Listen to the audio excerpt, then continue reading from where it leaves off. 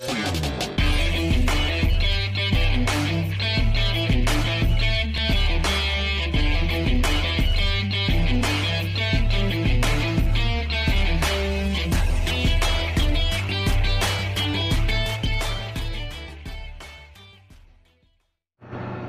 this is What My Say Vlogs.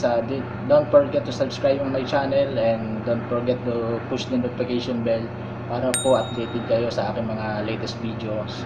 So ngayon meron tayong panibagong content. Ito ay about sa payment of wages. Ano nga ba ang mga regional minimum wages na natatanggap ng mga empleyado?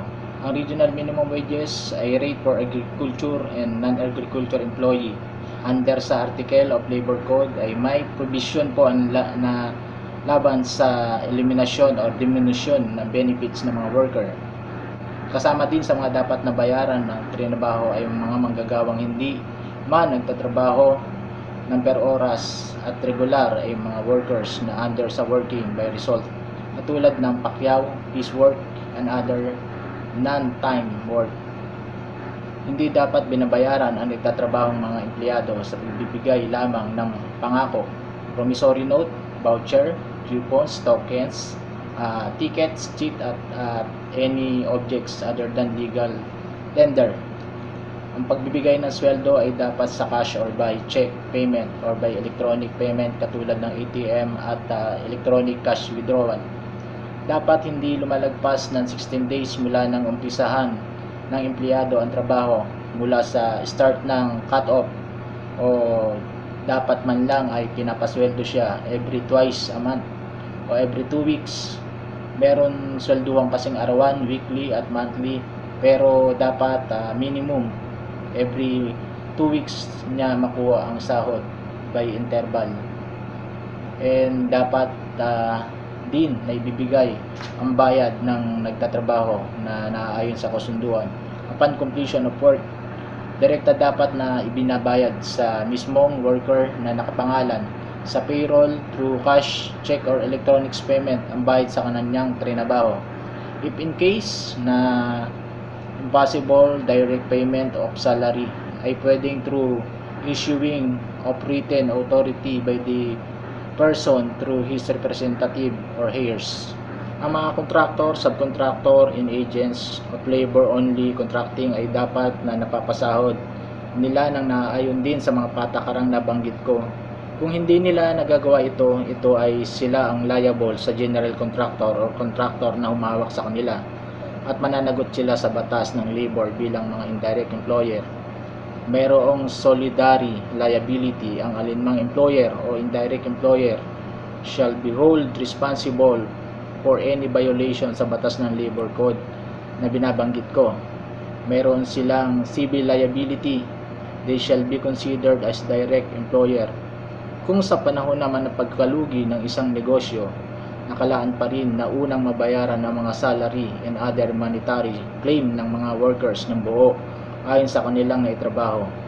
Labag sa batas na magbigay ng limitasyon o pigilan ang manggagawa na makuha ang kanyang bayad sa paggawa o trinabaho. Hindi niya dapat pinipersa, inobliga ang kanyang mga manggagawa na bumili ng alinmang paninda o produkto sa iba mang mga tao sa kanilang paninda o serbisyo bago maibigay ang kanilang sahod o iaawas sa kanilang sinusweldo.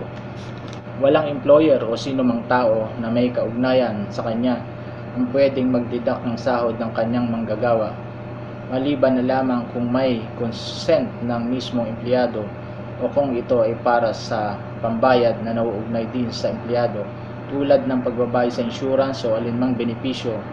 Pangalawa, kung ito rin para sa pambayad sa union dues kung meron man na recognize ng employer at may consent din at authorize ang pagdededuct ng mismong empleyado. Pangatlo, o kung ang employer ay otorisado ng batas o regulasyon na inisyu ng Secretary ng Department of Labor and Employment. Walang employer na nire-require na manghingi ng deposito para sa mga masisira at mawawalang tools, materyales o makina na ginagamit o sinusupply ng employer except kung ang kanilang business at trabaho at pagbebenta ay engaged na kailangan magkaroon ng deduction o magkaroon ng deposito na naaayon at recognized ng Department of Labor. Kung meron mang deposit for loss and damages, hindi pa rin maaaring ikaltas kaagad sa empleyado ang kabuuang halaga ng nawala o nasira, maliban na lamang na maimbestigahan siya ng patas at napatunayan ang kanyang responsibilidad sa nangyari. Labag sa batas para sa isang tao, direct o indirect, to withhold any amount mula sa sweldo ng empleyado at pilitin siya na magbigay ng magkano mang halaga ng kanyang sweldo sa pamamagitan ng puwersahan, pagnanakaw sa kanya, intimidasyon o pagbablackmail at pagbabanta o pananakot. Labag sa batas ng Labor Code ang deduction sa sweldo ng manggagawa to ensure his employment, promise of employment or retention in employment for the benefits of employer or his representative. Retaliatory measure ayon sa Article 118 ng provision regarding wages. Ayon dito, labag sa batas na hindi bayaran ang sahod at bawasan ang sweldo at benepisyo ng manggagawa.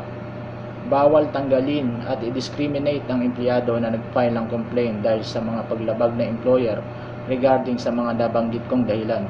Magiging paglabag sa batas ng sinumang tao na gumawa ng maling pangungusap, report or record na nauugnay sa prohibition na nabanggit ko. Lahat ng nabanggit ko po ay nasusulat sa artikulo ng Labor Code. Ito ay ang prohibition regarding wages at mahalagang nalalaman ito ng mga manggagawa at ng mga nagtatrabaho rin. Again, this is what Mike say vlogs. Don't forget to subscribe on my channel and like if you like, and then mag-comment po kayo. Hanggang sa muli po. This is what Mike say vlogs. Hanggang sa muli.